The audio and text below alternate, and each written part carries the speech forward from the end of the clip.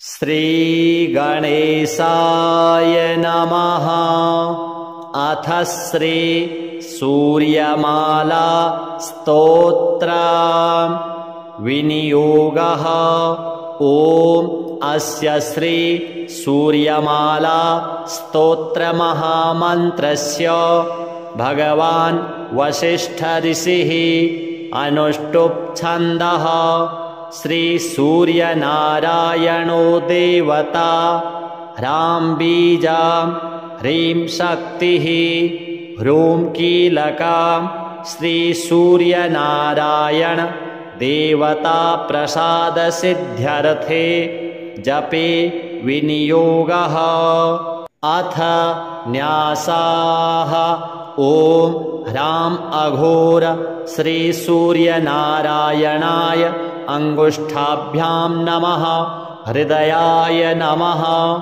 ओम ह्रीं चतुर्वेद पारायणाय तर्जनीभ्यां नमः। शिरसे स्वाहा।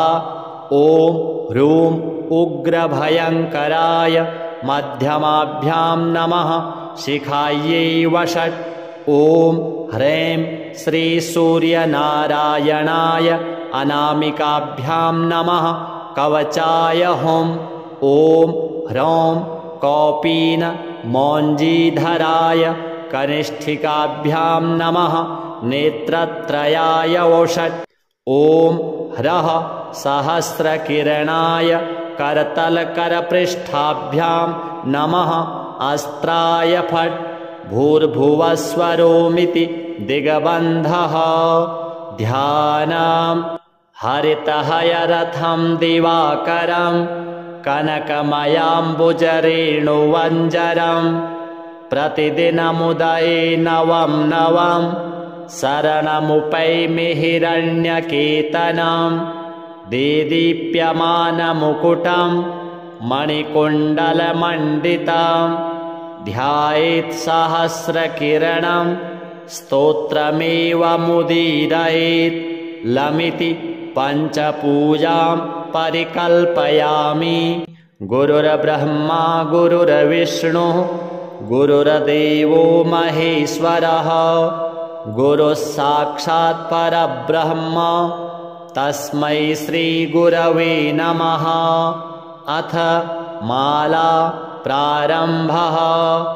अस्य श्री सूर्यनारायणाय सुदर्शन चक्रपाणिध्वजाय बन्धुपोषणस्वरूपाय सकलदिङ्मण्डलाय शतकोटि विष्णुभुजङ्ग जगदाधाराय शौर्यपराक्रमाय नवग्रह घटनाघटनाय स्थलग्रह घटनाघटनाय ग्रहनिर्मूलनाय ओम ह्रां ह्रीं सर्वभूत प्रेत पिशाच बद्ध ब्रह्मराक्षस संहरणाय अनेक राक्षस स्थलजन्तुखण्डनाय परतंत्र परवर्म परजपादीन् ध्वंसय विध्वंसय अघोरवीर श्रीसूर्यनारायणाय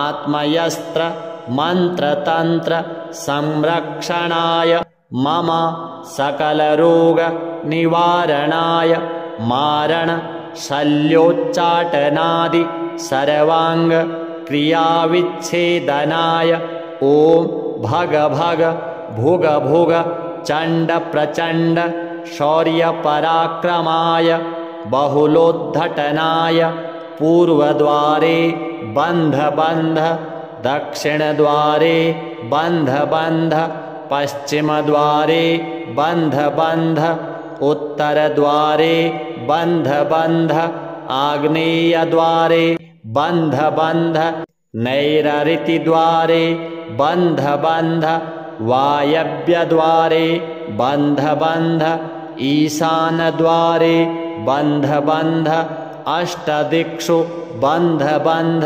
नवग्रहान् बंध बंध स्थलग्रहान् बंध बंध कह कह किरि किरि विवि विवि हल हल कट कट चट चट प्रचट प्रचट स्फुर स्फुर फेल फेल फेट फेट सर्वशून्यनिवारणाय इन्द्रजाल महेन्द्रजाल रणस्तम्भन खड्गस्तम्भन खड्गगाण्डीव विच्छेदनाय आकर्षय आकर्षय गजकर्ण गोकर्ण तर्कविद्याद्याः धर्मविद्याः बन्ध बन्ध भूलोक भुवरलोक सुवरलोक पाताललोक प्रहरणाय ॐ फट् स्वाहा अस्य सूर्यमाला अस्त्राय फट् स्वरभुवरभूरोमिति दिग्विमोकः अनेन मया कृतेन श्री सूर्यनारायणस्तृप्यतु परब्रह्मार्पणमस्तु। हरिः ॐ तत्सत् श्री सूर्यदेवार्पणमस्तु। ध्यानम् हरितहयरथं दिवाकरं कनकमयाम्बुजरेणुवञ्जरं प्रतिदिनमुदये नवं नवं शरणमुपैमि हिरण्यकेतनं देदीप्यमानमुकुटं मणिकुण्डलमण्डितं ध्यायेत् सहस्रकिरणं स्तोत्रमेवमुदीरयेत् लमिति पञ्चपूजां परिकल्पयामि। गुरुर्ब्रह्मा गुरुर्विष्णुः गुरुर्देवो महेश्वरः गुरुः साक्षात् परब्रह्म तस्मै श्रीगुरवे नमः। अथ माला प्रारम्भः। अस्य श्री सूर्यनारायणाय सुदर्शन चक्रपाणिध्वजाय बन्धुपोषणस्वरूपाय सकलदिङ्मण्डलाय शतकोटि विष्णुभुजङ्ग जगदाधाराय शौर्यपराक्रमाय नवग्रह घटनाघटनाय स्थलग्रह घटनाघटनाय ग्रहनिर्मूलनाय ॐ ह्रां ह्रीं सर्वभूत प्रेत पिशाच बद्ध ब्रह्मराक्षस संहरणाय अनेकराक्षस स्थलजन्तुखण्डनाय परतन्त्र परवर्म परजपादीन् ध्वंसय विध्वंसय अघोरवीर श्रीसूर्यनारायणाय आत्मयस्त्र मन्त्रतन्त्र संरक्षणाय मम सकलरोग निवारणाय मारण शल्योच्चाटनादि सर्वांग क्रियाविच्छेदनाय ॐ भग भग भुग भुग चण्ड प्रचण्ड शौर्यपराक्रमाय बहुलोद्धटनाय पूर्वद्वारे बन्ध बन्ध दक्षिणद्वारे बन्ध बन्ध पश्चिमद्वारे बन्ध बन्ध उत्तरद्वारे बन्ध बन्ध आग्नेयद्वारे बन्ध बन्ध नैरृतिद्वारे बन्ध बन्ध वायव्यद्वारे बन्ध बन्ध ईशानद्वारे बन्ध बन्ध अष्टदिक्षु बन्ध बन्ध नवग्रहान् बन्ध बन्ध स्थलग्रहान् बन्ध बन्ध कह कह किरि किरि विवि विवि हल हल कट कट चट चट प्रचट प्रचट स्फुर स्फुर फेल फेल फेट फेट सर्वशून्यनिवारणाय इन्द्रजाल महेन्द्रजाल रणस्तम्भन खड्गस्तम्भन खड्गगाण्डीव विच्छेदनाय आकर्षय आकर्षय गजकर्ण गोकर्ण तर्कविद्याद्याः धर्मविद्याः बन्ध बन्ध भूलोक भुवरलोक सुवरलोक पाताललोक प्रहरणाय ॐ फट् स्वाहा अस्य सूर्यमाला अस्त्राय फट् स्वरभुवरभूरोमिति दिग्विमोकः अनेन मया कृतेन श्रीसूर्यनारायणस्तृप्यतु परब्रह्मार्पणमस्तु। हरिः ॐ तत्सत् श्रीसूर्यदेवार्पणमस्तु।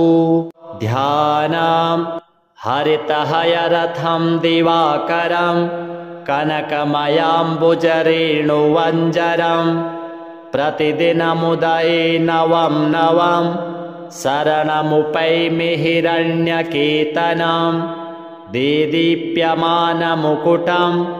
मणिकुण्डलमण्डितं ध्यायेत् सहस्रकिरणं स्तोत्रमेवमुदीरयेत् लमिति पञ्चपूजां परिकल्पयामि।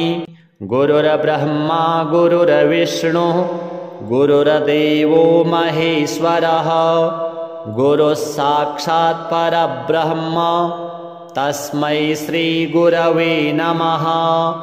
अथ माला प्रारम्भः। अस्य श्री सूर्यनारायणाय सुदर्शन चक्रपाणिध्वजाय बन्धुपोषणस्वरूपाय सकलदिङ्मण्डलाय शतकोटि विष्णुभुजङ्ग जगदाधाराय शौर्यपराक्रमाय नवग्रह घटनाघटनाय स्थलग्रह घटनाघटनाय ग्रहनिर्मूलनाय ॐ ह्रां ह्रीं सर्वभूत प्रेत पिशाच बद्ध ब्रह्मराक्षस संहरणाय अनेकराक्षस स्थलजन्तुखण्डनाय परतन्त्र परवर्म परजपादीन् ध्वंसय विध्वंसय अघोरवीर श्रीसूर्यनारायणाय आत्मयस्त्र मन्त्रतन्त्र संरक्षणाय मम सकलरोग निवारणाय मारण शल्योच्चाटनादि सर्वांग क्रियाविच्छेदनाय ॐ भग भग भुग भुग चण्ड प्रचण्ड शौर्यपराक्रमाय बहुलोद्धटनाय पूर्वद्वारे बन्ध बन्ध दक्षिणद्वारे बन्ध बन्ध पश्चिमद्वारे बन्ध बन्ध उत्तरद्वारे बन्ध बन्ध आग्नेयद्वारे बन्ध बन्ध नैरृतिद्वारे बन्ध बन्ध वायव्यद्वारे बन्ध बन्ध ईशानद्वारे बन्ध बन्ध अष्टदिक्षु बन्ध बन्ध नवग्रहान् बन्ध बन्ध स्थलग्रहान् बन्ध बन्ध कह कह किरि किरि विवि विवि हल हल कट कट चट चट प्रचट प्रचट स्फुर स्फुर फेल फेल फेट फेट सर्वशून्यनिवारणाय इन्द्रजाल महेन्द्रजाल रणस्तम्भन खड्गस्तम्भन खड्गगाण्डीव विच्छेदनाय आकर्षय आकर्षय गजकर्ण गोकर्ण तर्कविद्याद्याः धर्मविद्याः बन्ध बन्ध भूलोक भुवरलोक सुवरलोक पाताललोक प्रहरणाय ॐ फट् स्वाहा। अस्य सूर्यमाला अस्त्राय फट् स्वरभुवरभूरोमिति दिग्विमोकः अनेन मया कृतेन श्रीसूर्यनारायणस्तृप्यतु परब्रह्मार्पणमस्तु। हरिः ॐ तत्सत् श्रीसूर्यदेवार्पणमस्तु। ध्यानम् हरितहयरथं दिवाकरं कनकमयाम्बुजरेणुवञ्जरं प्रतिदिनमुदये नवं नवं शरणमुपैमि हिरण्यकेतनं देदीप्यमानमुकुटं मणिकुण्डलमण्डितं ध्यायेत् सहस्रकिरणं स्तोत्रमेवमुदीरयेत् लमिति पञ्चपूजां परिकल्पयामि। गुरुर्ब्रह्मा गुरुर्विष्णुः गुरुर्देवो महेश्वरः गुरुः साक्षात् परब्रह्म तस्मै श्रीगुरवे नमः। अथ माला प्रारम्भः। अस्य श्री सूर्यनारायणाय सुदर्शन चक्रपाणिध्वजाय बन्धुपोषणस्वरूपाय सकलदिङ्मण्डलाय शतकोटि विष्णुभुजङ्ग जगदाधाराय शौर्यपराक्रमाय नवग्रह घटनाघटनाय स्थलग्रह घटनाघटनाय ग्रहनिर्मूलनाय ॐ ह्रां ह्रीं सर्वभूत प्रेत पिशाच बद्ध ब्रह्मराक्षस संहरणाय अनेकराक्षस स्थलजन्तुखण्डनाय परतन्त्र परवर्म परजपादीन् ध्वंसय विध्वंसय अघोरवीर श्रीसूर्यनारायणाय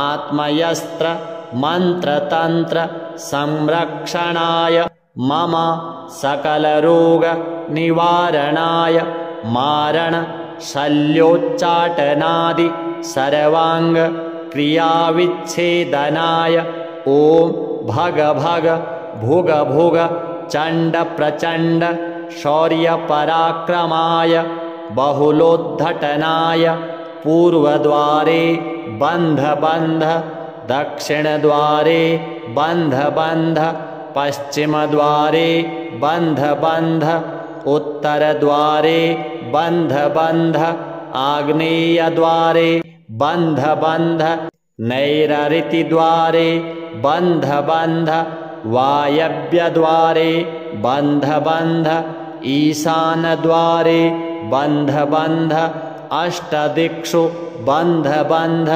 नवग्रहान् बन्ध बन्ध स्थलग्रहान् बन्ध बन्ध कह कह किरि किरि विवि विवि हल हल कट कट चट चट प्रचट प्रचट स्फुर स्फुर फेल फेल फेट फेट सर्वशून्यनिवारणाय इन्द्रजाल महेन्द्रजाल रणस्तम्भन खड्गस्तम्भन खड्गगाण्डीव विच्छेदनाय आकर्षय आकर्षय गजकर्ण गोकर्ण तर्कविद्याद्याः धर्मविद्याः बन्ध बन्ध भूलोक भुवरलोक सुवरलोक पाताललोक प्रहरणाय ॐ फट् स्वाहा अस्य सूर्यमाला अस्त्राय फट् स्वरभुवरभूरोमिति दिग्विमोकः अनेन मया कृतेन श्री सूर्यनारायणस्तृप्यतु परब्रह्मार्पणमस्तु। हरिः ॐ तत्सत् श्री सूर्यदेवार्पणमस्तु। ध्यानम् हरितहयरथं दिवाकरं कनकमयाम्बुजरेणुवञ्जरं प्रतिदिनमुदये नवं नवं शरणमुपैमि हिरण्यकेतनं देदीप्यमानमुकुटं मणिकुण्डलमण्डितं ध्यायेत् सहस्रकिरणं स्तोत्रमेवमुदीरयेत् लमिति पञ्चपूजां परिकल्पयामि। गुरुर्ब्रह्मा गुरुर्विष्णुः गुरुर्देवो महेश्वरः गुरुः साक्षात् परब्रह्म तस्मै श्रीगुरवे नमः। अथ माला प्रारम्भः। अस्य श्री सूर्यनारायणाय सुदर्शन चक्रपाणिध्वजाय बन्धुपोषणस्वरूपाय सकलदिङ्मण्डलाय शतकोटि विष्णुभुजङ्ग जगदाधाराय शौर्यपराक्रमाय नवग्रह घटनाघटनाय स्थलग्रह घटनाघटनाय ग्रहनिर्मूलनाय ॐ ह्रां ह्रीं सर्वभूत प्रेत पिशाच बद्ध ब्रह्मराक्षस संहरणाय अनेकराक्षस स्थलजन्तुखण्डनाय परतन्त्र परवर्म परजपादीन् ध्वंसय विध्वंसय अघोरवीर श्रीसूर्यनारायणाय आत्मयस्त्र मन्त्रतन्त्र संरक्षणाय मम सकलरोग निवारणाय मारण शल्योच्चाटनादि सर्वांग क्रियाविच्छेदनाय ॐ भग भग भुग भुग चण्ड प्रचण्ड शौर्यपराक्रमाय बहुलोद्धटनाय पूर्वद्वारे बन्ध बन्ध दक्षिणद्वारे बन्ध बन्ध पश्चिमद्वारे बन्ध बन्ध उत्तरद्वारे बन्ध बन्ध आग्नेयद्वारे बन्ध बन्ध नैरृतिद्वारे बन्ध बन्ध वायव्यद्वारे बन्ध बन्ध ईशानद्वारे बन्ध बन्ध अष्टदिक्षु बन्ध बन्ध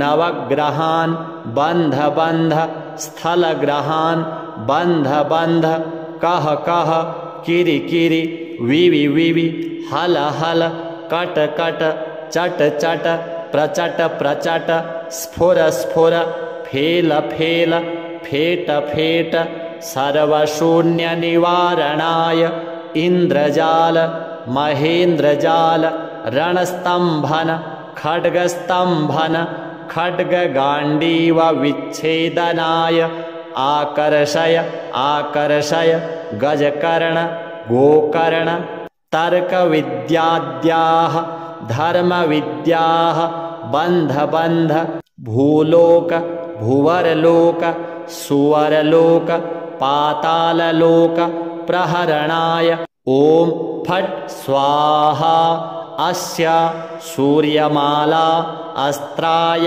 फट् स्वरभुवरभूरोमिति दिग्विमोकः अनेन मया कृतेन श्री सूर्यनारायणस्तृप्यतु परब्रह्मार्पणमस्तु।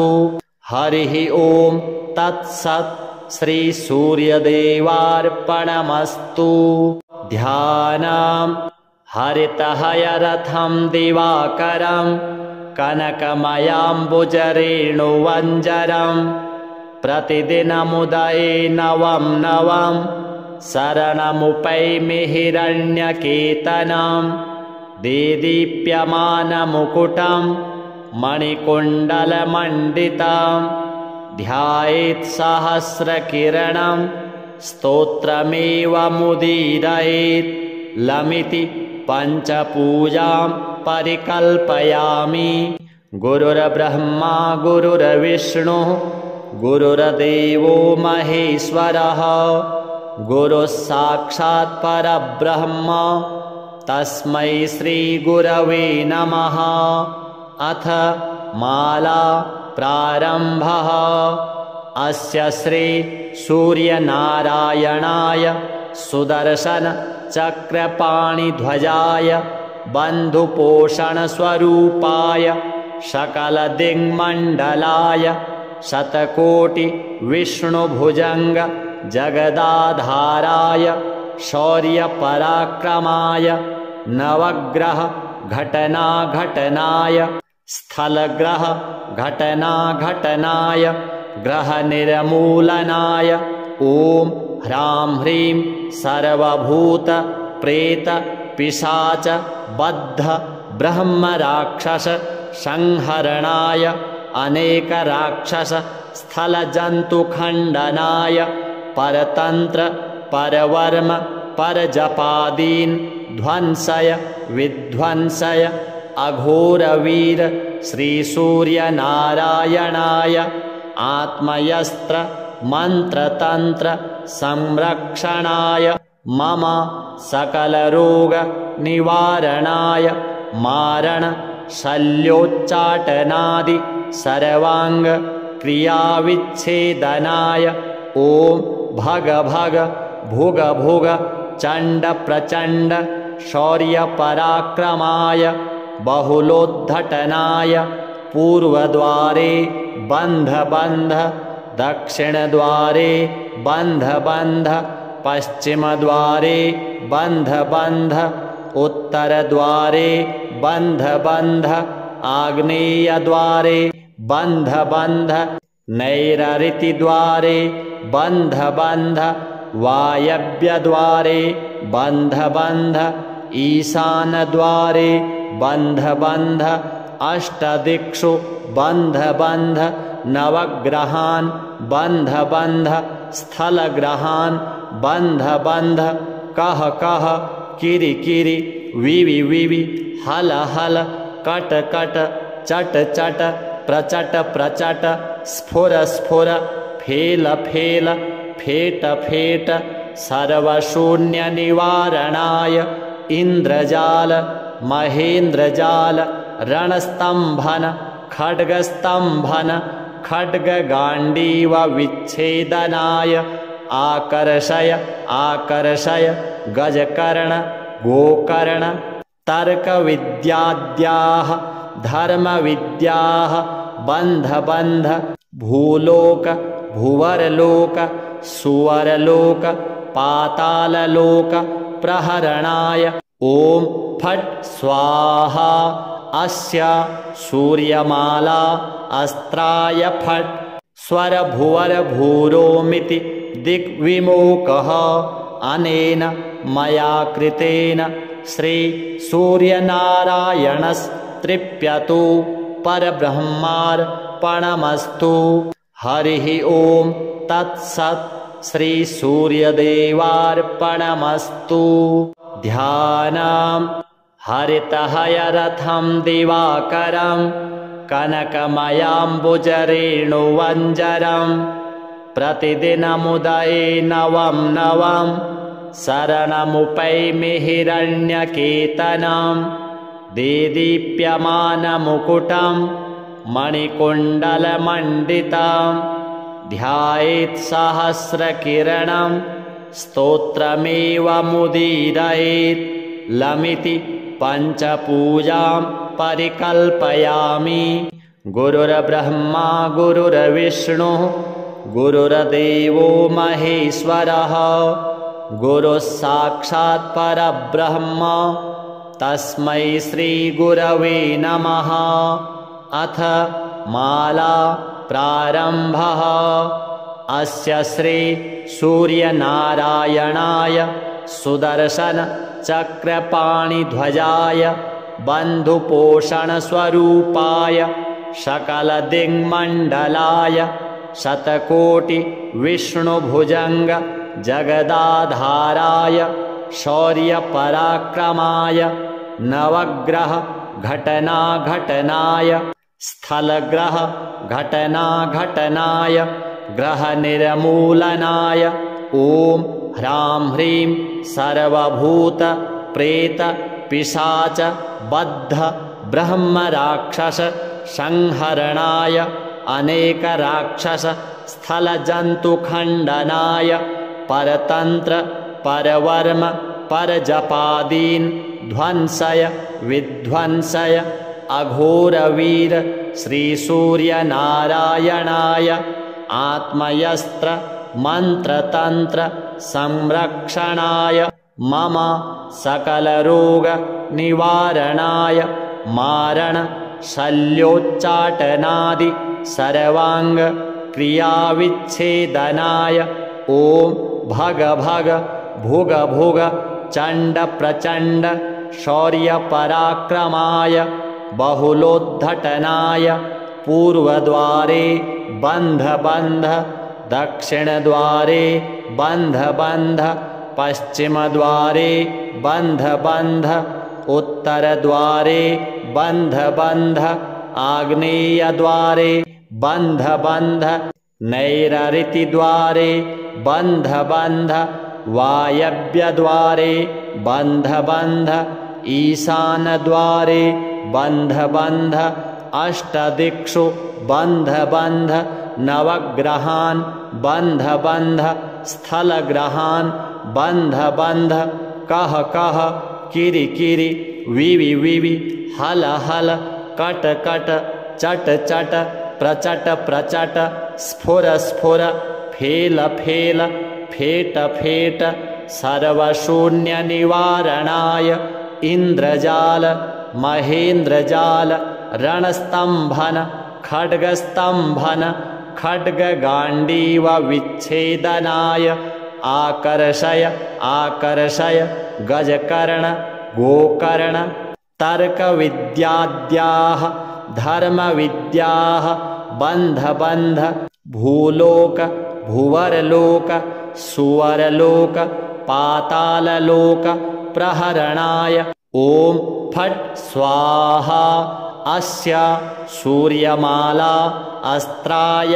फट् स्वरभुवरभूरोमिति दिग्विमोकः अनेन मया कृतेन श्रीसूर्यनारायणस्तृप्यतु परब्रह्मार्पणमस्तु। हरिः ॐ तत्सत् श्रीसूर्यदेवार्पणमस्तु। ध्यानम् हरितहयरथं दिवाकरं कनकमयाम्बुजरेणुवञ्जरं प्रतिदिनमुदये नवं नवं शरणमुपैमि हिरण्यकेतनं देदीप्यमानमुकुटं मणिकुण्डलमण्डितं ध्यायेत् सहस्रकिरणं स्तोत्रमेव मुदीरयेत् लमिति पञ्चपूजां परिकल्पयामि। गुरुर्ब्रह्मा गुरुर्विष्णुः गुरुर्देवो महेश्वरः गुरुः साक्षात् परब्रह्म तस्मै श्रीगुरवे नमः।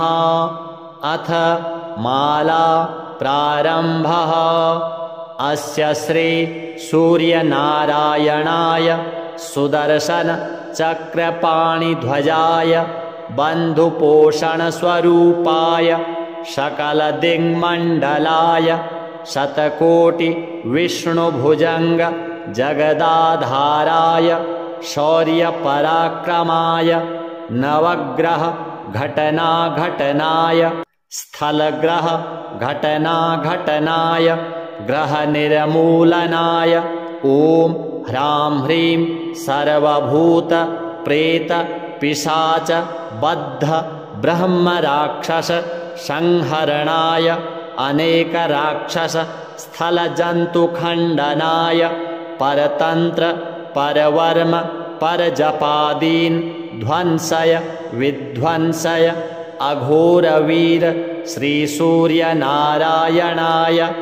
आत्मयस्त्र मन्त्रतन्त्र संरक्षणाय मम सकलरोग निवारणाय मारण शल्योच्चाटनादि सर्वांग क्रियाविच्छेदनाय ॐ भग भग भुग भुग चण्ड प्रचण्ड शौर्यपराक्रमाय बहुलोद्धटनाय पूर्वद्वारे बन्ध बन्ध दक्षिणद्वारे बन्ध बन्ध पश्चिमद्वारे बन्ध बन्ध उत्तरद्वारे बन्ध बन्ध आग्नेयद्वारे बन्ध बन्ध नैरृतिद्वारे बन्ध बन्ध वायव्यद्वारे बन्ध बन्ध ईशानद्वारे बन्ध बन्ध अष्टदिक्षु बन्ध बन्ध नवग्रहान् बन्ध बन्ध स्थलग्रहान् बन्ध बन्ध कह कह किरि किरि विवि विवि हल हल कट कट चट चट प्रचट प्रचट स्फुर स्फुर फेल फेल फेट फेट सर्वशून्यनिवारणाय इन्द्रजाल महेन्द्रजाल रणस्तम्भन खड्गस्तम्भन खड्गगाण्डीव विच्छेदनाय आकर्षय आकर्षय गजकर्ण गोकर्ण तर्कविद्याद्याः धर्मविद्याः बन्ध बन्ध भूलोक भुवरलोक सुवरलोक पाताललोक प्रहरणाय ॐ फट् स्वाहा अस्य सूर्यमाला अस्त्राय फट् स्वरभुवरभूरोमिति दिग्विमोकः अनेन मया कृतेन श्री सूर्यनारायणस्तृप्यतु परब्रह्मार्पणमस्तु।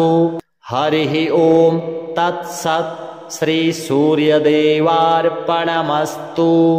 ध्यानम् हरितहयरथं दिवाकरं कनकमयाम्बुजरेणुवञ्जरं प्रतिदिनमुदये नवं नवं शरणमुपैमि हिरण्यकेतनं देदीप्यमानमुकुटं मणिकुण्डलमण्डितं ध्यायेत् सहस्रकिरणं स्तोत्रमेवमुदीरयेत् लमिति पञ्चपूजां परिकल्पयामि। गुरुर्ब्रह्मा गुरुर्विष्णुः गुरुर्देवो महेश्वरः गुरुः साक्षात् परब्रह्म तस्मै श्रीगुरवे नमः। अथ माला प्रारम्भः। अस्य श्री सूर्यनारायणाय सुदर्शन चक्रपाणिध्वजाय बन्धुपोषणस्वरूपाय सकलदिङ्मण्डलाय शतकोटि विष्णुभुजङ्ग जगदाधाराय शौर्यपराक्रमाय नवग्रह घटनाघटनाय स्थलग्रह घटनाघटनाय ग्रहनिर्मूलनाय ॐ ह्रां ह्रीं सर्वभूत प्रेत पिशाच बद्ध ब्रह्मराक्षस संहरणाय अनेकराक्षस स्थलजन्तुखण्डनाय परतन्त्र परवर्म परजपादीन् ध्वंसय विध्वंसय अघोरवीर श्रीसूर्यनारायणाय आत्मयस्त्र मन्त्रतन्त्र संरक्षणाय मम सकलरोग निवारणाय मारण शल्योच्चाटनादि सर्वांग क्रियाविच्छेदनाय ॐ भग भग भुग भुग चण्ड प्रचण्ड शौर्यपराक्रमाय बहुलोद्धटनाय पूर्वद्वारे बन्ध बन्ध दक्षिणद्वारे बन्ध बन्ध पश्चिमद्वारे बन्ध बन्ध उत्तरद्वारे बन्ध बन्ध आग्नेयद्वारे बन्ध बन्ध नैरृतिद्वारे बन्ध बन्ध वायव्यद्वारे बन्ध बन्ध ईशानद्वारे बन्ध बन्ध अष्टदिक्षु बन्ध बन्ध नवग्रहान् बन्ध बन्ध स्थलग्रहान् बन्ध बन्ध कह कह किरि किरि विवि विवि हल हल कट कट चट चट प्रचट प्रचट स्फुर स्फुर फेल फेल फेट फेट सर्वशून्यनिवारणाय इन्द्रजाल महेन्द्रजाल रणस्तम्भन खड्गस्तम्भन खड्गगाण्डीव विच्छेदनाय आकर्षय आकर्षय गजकर्ण गोकर्ण तर्कविद्याद्याः धर्मविद्याः बन्ध बन्ध भूलोक भुवरलोक सुवरलोक पाताललोक प्रहरणाय ॐ फट् स्वाहा अस्य सूर्यमाला अस्त्राय फट् स्वरभुवरभूरोमिति दिग्विमोकः अनेन मया कृतेन श्रीसूर्यनारायणस्तृप्यतु परब्रह्मार्पणमस्तु। हरिः ओं तत्सत् श्रीसूर्यदेवार्पणमस्तु। ध्यानम् हरितहयरथं दिवाकरं कनकमयाम्बुजरेणुवञ्जरं प्रतिदिनमुदये नवं नवं शरणमुपैमि हिरण्यकेतनं देदीप्यमानमुकुटं मणिकुण्डलमण्डितं ध्यायेत् सहस्रकिरणं स्तोत्रमेवमुदीरयेत् लमिति पञ्चपूजां परिकल्पयामि। गुरुर्ब्रह्मा गुरुर्विष्णुः गुरुर्देवो महेश्वरः गुरुः साक्षात् परब्रह्म तस्मै श्रीगुरवे नमः। अथ माला प्रारम्भः।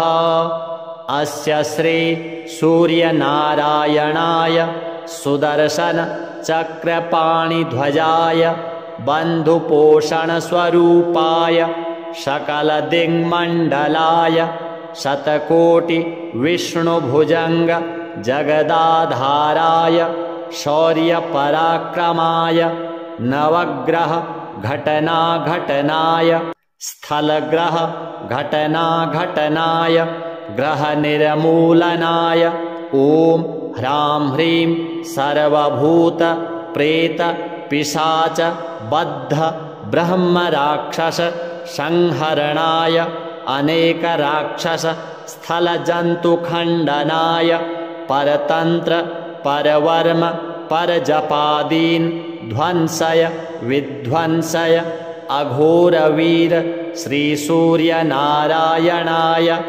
आत्मयस्त्र मन्त्रतन्त्र संरक्षणाय मम सकलरोग निवारणाय मारण शल्योच्चाटनादि सर्वांग क्रियाविच्छेदनाय ॐ भग भग भुग भुग चण्ड प्रचण्ड शौर्यपराक्रमाय बहुलोद्धटनाय पूर्वद्वारे बन्ध बन्ध दक्षिणद्वारे बन्ध बन्ध पश्चिमद्वारे बन्ध बन्ध उत्तरद्वारे बन्ध बन्ध आग्नेयद्वारे बन्ध बन्ध नैरृतिद्वारे बन्ध बन्ध वायव्यद्वारे बन्ध बन्ध ईशानद्वारे बन्ध बन्ध अष्टदिक्षु बन्ध बन्ध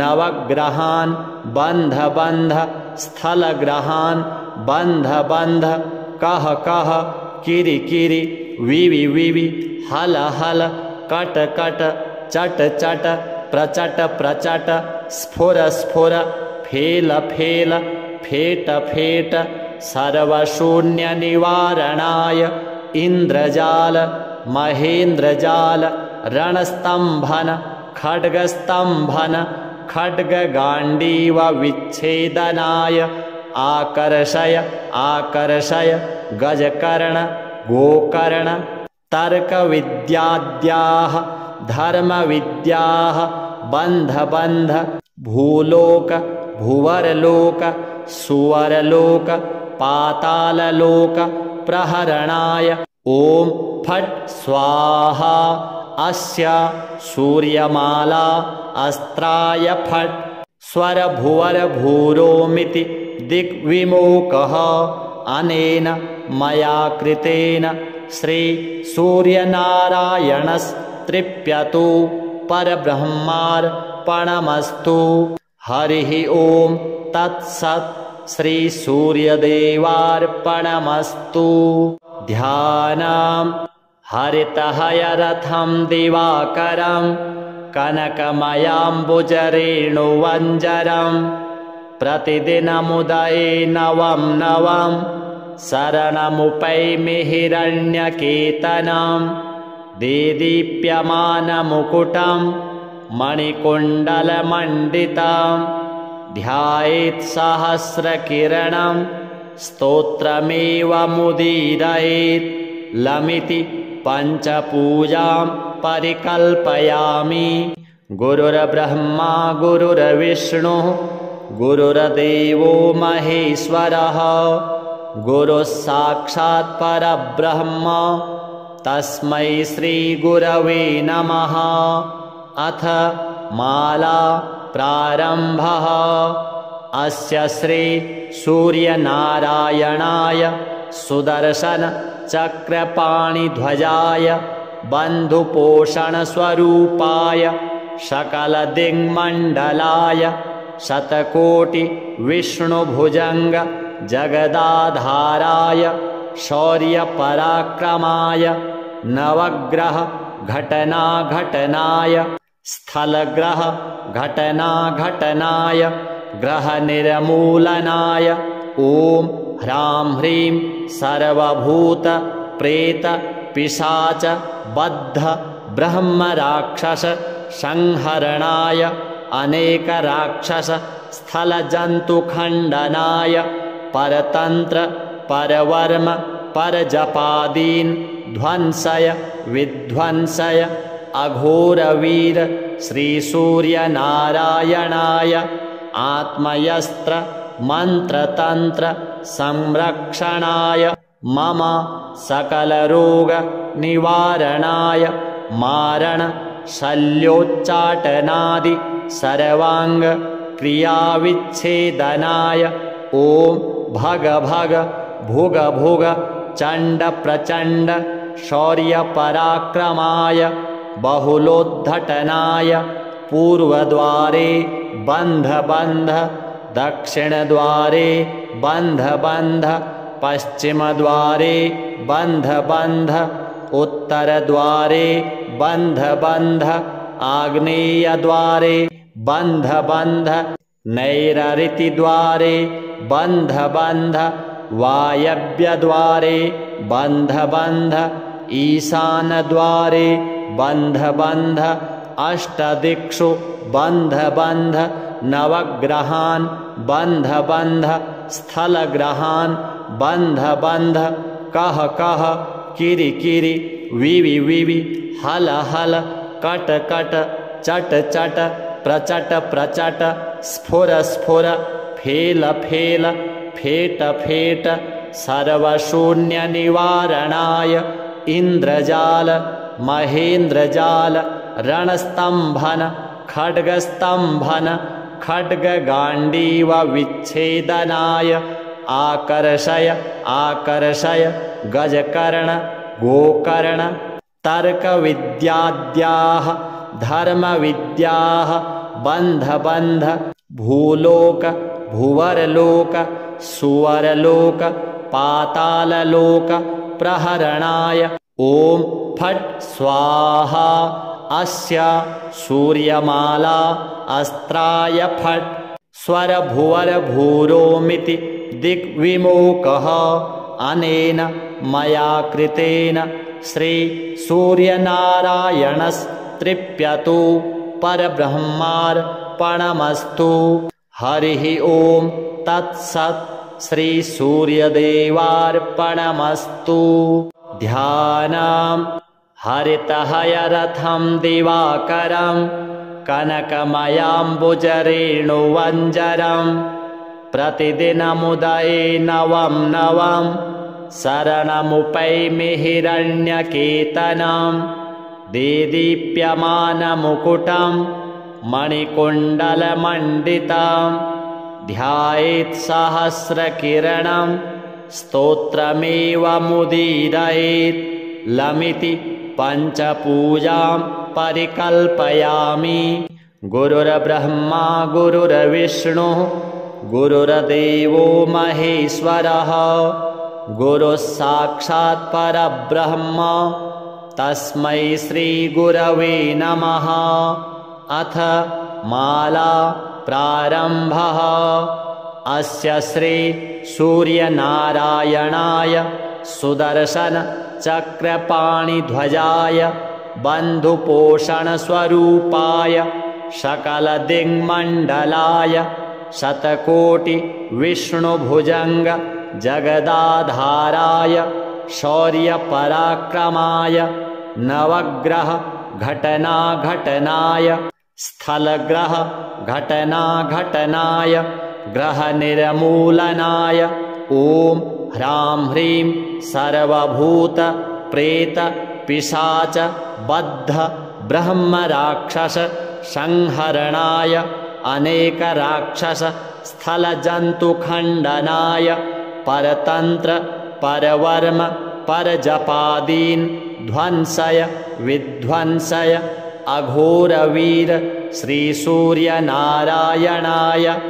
आत्मयस्त्र मंत्रतंत्र संरक्षणाय मम सकलरोग निवारणाय मारण शल्योच्चाटनादि सर्वांग क्रियाविच्छेदनाय ॐ भग भग भुग भुग चंड प्रचंड शौर्यपराक्रमाय बहुलोद्धटनाय पूर्वद्वारे बंध बंध दक्षिणद्वारे बंध बंध पश्चिमद्वारे बंध बंध उत्तरद्वारे बंध बंध आग्नेयद्वारे बंध बंध नैरृतिद्वारे बंध बंध वायव्यद्वारे बंध बंध ईशानद्वारे बंध बंध अष्टदिक्षु बंध बंध